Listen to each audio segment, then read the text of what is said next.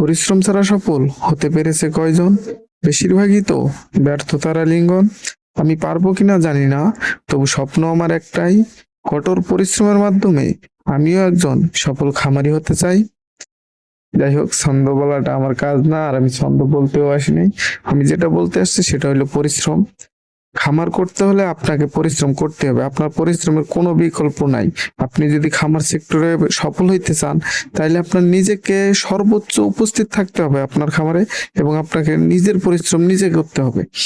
আপনি যদি টাকা থাকে, আপনি যদি বলেন যে আমার টাকা আছে, আমি 10টা গরু কিনে দিব, দিয়ে একটা লোক রেখে সেখানে কাজ করাবো, সেই লোক কাজ করবে, আমি জাস্ট দেখাশোনা করবো, মাঝে মাঝে আসবো, দেখবো, ভাই এটা আপনি পারবেন। কিন্তু বিষয়টা হইতেছে, আপনার একটা খামার আরেকজন কি আপনার নিজের মতো করে দেখাশোনা করবে? ভাই করবে না। সে আসবে এখানে ডিউটি করতে, সে আসবে টাকার জন্য ভাই। তার সারাদিন যাবে, মাস যাবে, সে টাকা পাবে। সো আপনি যেইভাবে এটা টেক কেয়ার করবেন, আপনি যেভাবে এটা যত্ন নিবেন, সে কখনোই এটার এইভাবে যত্ন নিবে না।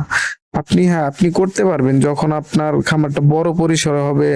ধরেন যখন আপনার খামারটা আপনি সফল হবেন, যখন আপনার আর সম্ভব না, মানে আপনার নিজে একা একা কাজ করা সম্ভব না, তখন গিয়ে আপনি একটা লোক রাখবেন, 2টা লোক রাখবেন, পাশাপাশি আপনি থাকবেন, তাদেরকে আপনি প্রপার ম্যানেজমেন্ট দেখিয়ে দিবেন যে ভাই এইভাবে এইভাবে এইভাবে কাজ করো।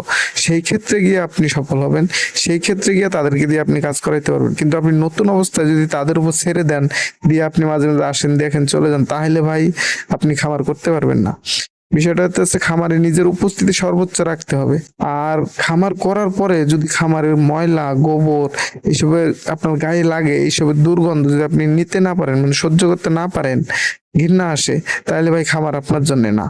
খামার হইতেছে তাদের জন্য যারা এই খামারের গোবর, ময়লা এইসব তার গায়ে লাগার পরেও তার কঠোর পরিশ্রম করে যাবে, সেই সফল হইতে পারবে এই খামারে। তো ভাই, খামার করতে হলে আপনাকে সর্বোচ্চ পরিশ্রম করতে হবে, আপনাকে সর্বোচ্চ খাটতে হবে, এবং একটা প্রপার ম্যানেজমেন্টের মাঝে এই খাবারটাকে রাখতে হবে। মানে হইতেছে গরুকে কখন আপনি খাবার দিতেছেন, কোন টাইমে, কোন টাইমে আপনি তাদেরকে পানি খাইতে দিতেছেন, কোন টাইমে আপনি তাদেরকে গোসল করাইতেছেন, কোন টাইমে আপনি দুধ দহন করতেছেন, এটা একটা প্রপার ম্যানেজমেন্টের মাধ্যমে রাখতে হবে।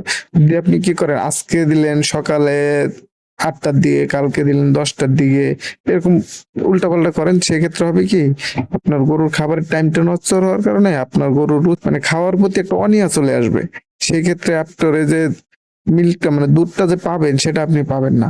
আর সেটা আপনার মোটাতাজাকরণ হইলে সেই গ্রোথটা যেটা আপনি পাওয়ার কথা, সেটা আপনি পাবেন না। তো সর্বোপরি হইতেছে খামারে আপনার নিজের উপস্থিত থাকা এবং নিজেকে কঠোর পরিশ্রম করা, এবং এই পরিশ্রমের মাধ্যমে আপনি সফল হইতে পারবেন। তো আজকে এই পর্যন্তই। আসসালামু আলাইকুম ওয়া রাহমাতুল্লাহি ওয়া বারাকাতুহু।